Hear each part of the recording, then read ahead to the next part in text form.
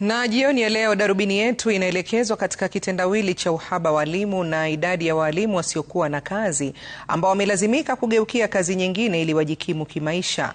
Mmoja wao ni Elijah Ombuki aliyehitimu na shahada ya ualimu kutoka Chuo Kikuu cha Nairobi, lakini sasa ameishia kuendesha bodaboda ili kukidhi mahitaji yake maishani.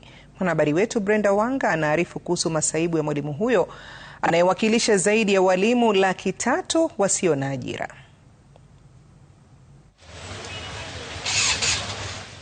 Kwa takriban miaka 8 sasa, Elijah amekuwa akiamkia kazi ya bodaboda jijini Nairobi. Ni kazi ambayo amelazimika kuifanya ili kukidhi mahitaji ya familia yake. Kila siku anafika hapa katika kituo hiki cha Odeon,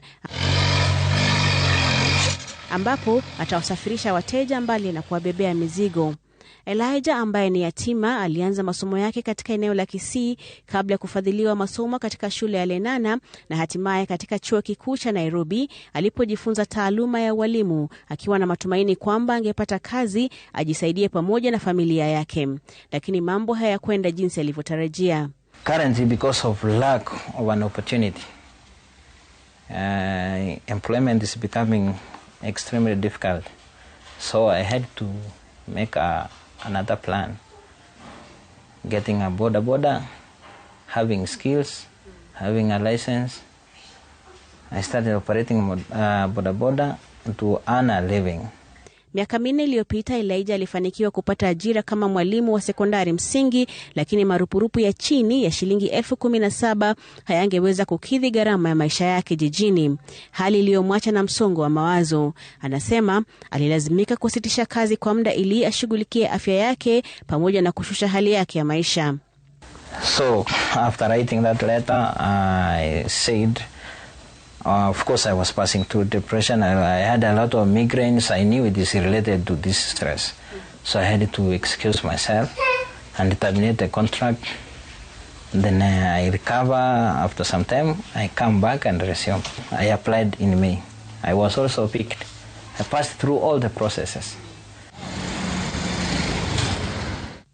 Aliporejea mwaka jana na kujaribu tena kutafuta ajira kutoka kwenye tume ya kuajiri walimu TSC, aliambia kwamba nafasi haikuwepo tena.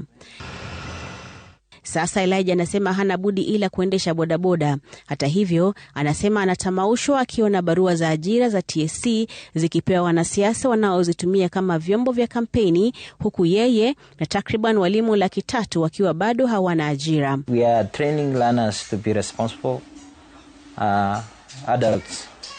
So when you just dish out letters to maybe unqualified people or just anyone else, as long as they have TSC number, they have not met the criterion of being selected to be a teacher. It's something that hurts. Hata hivyo, Elijah anasema kwamba hatakata tamaa na ana imani kwamba siku moja bahati yake itageuka na atapata fursa ya kuwa mwalimu. Brenda Wanga, runinga ya Citizen.